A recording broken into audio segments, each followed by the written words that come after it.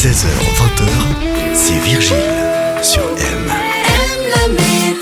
Passez une belle fin d'après-midi, vous êtes sur M, votre rendez-vous des experts, c'est tous les jours vers 16h30 et aujourd'hui nous allons parler art comme tous les mardis avec cet autodidacte animé d'un esprit libre et d'une grande curiosité.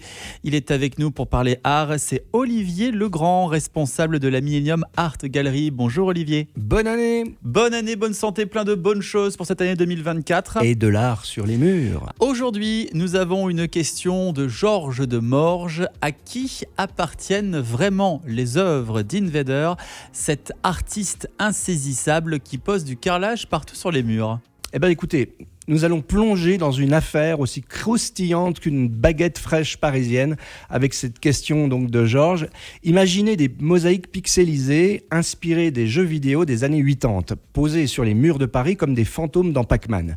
C'est l'œuvre de l'artiste de rue Space Invader, alias Frank Slama. Invader a posé quelque chose comme 1300 œuvres dans les rues de Paris. Énorme. Et comme tout bon jeu vidéo, voilà que surgissent des boss inattendus. Des voleurs déguisés en ouvriers, aussi convaincants que moi en tutu de danse, pour aller voler ces mosaïques. On a hâte de voir cela. Entre juillet et août 2017, ces faux agents municipaux, moins rusés que Luigi et Mario, ont subtilisé 16 mosaïques d'Invader.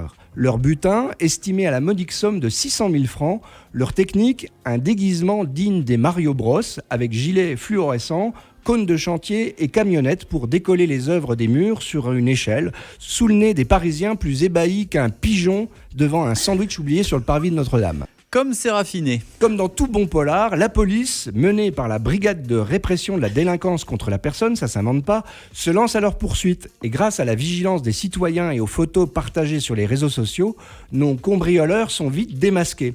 Un gérant d'une société de VTC et deux de ses complices. Interrogé, Invader reste dans l'ombre, ne déposant pas plainte, fidèle à son amour de l'anonymat, même s'il estime qu'entre 50 et 100 œuvres carrelées auraient été volées pour être revendues pour quelques centaines ou milliers d'euros. Ça fait un beau pactole. Alors, l'affaire prend un tournant quand Jonathan et Charles, ce sont le nom des deux Mario Bros, sont arrêtés.